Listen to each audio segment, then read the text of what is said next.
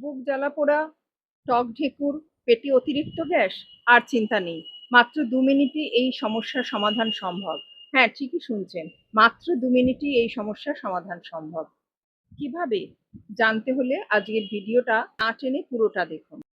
নমস্কার, আমি ডাক্তার শুভ্রা চালকি। দীর্ঘ ২৪ বছরেরও বেশি সময় ধরে আমি এই চিকিৎসা ব্যবস্থার সাথে যুক্ত।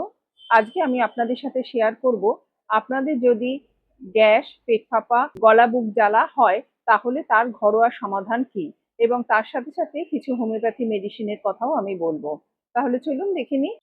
অনেক সময়তেই হঠাৎ করে গলা বুক জ্বালা, পেটে গ্যাস, শরীরে অস্বস্তি শুরু হয় যে সময় আপনার হাতের কাছে কোনো ওষুধ নেই।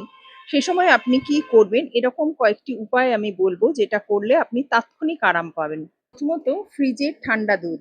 ফ্রিজে থাকা ঠান্ডা দুধ ১ গ্লাস চিনি ছাড়া অল্প, অল্প করে খেতে থাকুন।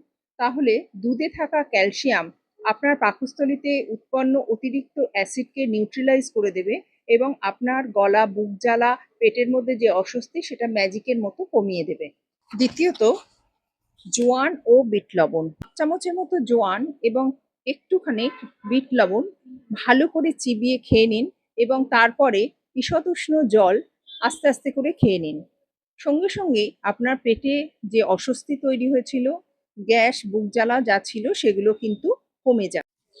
তৃতীয়ত লবঙ্গ বা মৌরি। আপনার হাতের কাছে যদি দুধ বা জোয়ান, বিট লবণ ইত্যাদি না থাকে, আপনি একটু লবঙ্গ এবং মৌরি মুখের মধ্যে রাখুন, অল্প, অল্প করে চুষতে থাকুন। তাহলে সেটা আপনার হজম শক্তি বাড়াবে এবং আপনার যে পেটে উৎপন্ন গ্যাস বা অ্যাসিডিটি হয়েছে সেটা আস্তে, আস্তে সাবসাইড করে দেবে। এগুলো তো গেল ঘরোয়া পদ্ধতি। ঘরোয়া পদ্ধতি ব্যবহার করে কিভাবে আপনি ২ মিনিটের মধ্যে আপনার অ্যাসিডিটিকে কমাবেন।